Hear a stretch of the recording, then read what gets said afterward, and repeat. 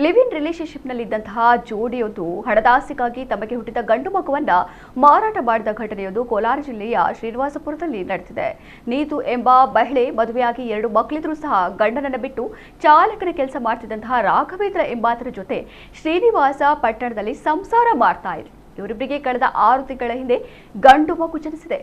ಈ ಮಗುವನ್ನ ಹಣದ ಆಸೆಗಾಗಿ ಮಾರಾಟ ಮಾಡಿದ್ದಾರೆ. ಅದೇ ಊರಿನ ನಿವಾಸಿ ಮತ್ತು ಮಗು ಮಾರಾಟ ಜಾಲದ ಮಧ್ಯವರ್ತಿಯಾಗಿರುವ ನಾರಾಯಣಸ್ವಾಮಿ ಎಂಬ ವ್ಯಕ್ತಿಗೆ 2 ಲಕ್ಷ ರೂಪಾಯಿಗೆ ಮಗುವನ್ನ ಮಾರಾಟ ಮಾಡಿದ್ದು. ಬಳಿಕ ಚಿಕ್ಕಬಳ್ಳಾಪುರ ಜಿಲ್ಲೆ ಚಿಂತಾಮಣಿ ಮೂಲದ ಮಂಜುಳಾ ಮತ್ತು ಕೃಷ್ಣ ಎಂಬ ದಂಪತಿಗೆ ಮಧ್ಯವರ್ತಿ ನಾರಾಯಣಸ್ವಾಮಿ 5 ಲಕ್ಷಕ್ಕೆ ಮಾರಾಟ ಮಾಡಿದ್ದಾನೆ ಎನ್ನಲಾಗಿದೆ. ಈ ವಿಚಾರ ತಿಳಿದ ಸ್ಥಳೀಯರೊಬ್ಬರು ಶ್ರೀನಿವಾಸಪುರ ಪೊಲೀಸರಿಗೆ ಮಾಹಿತಿ ನೀಡಿದ್ದಾರೆ. ವಿಷಯ ತಿಳಿದ ಕೂಡಲೇ ಕಾರ್ಯಾಚರಣೆ ನಡೆಸಿದ ಪೊಲೀಸರು ಮಗುವನ್ನು ರಕ್ಷಿಸಿದ್ದಾರೆ.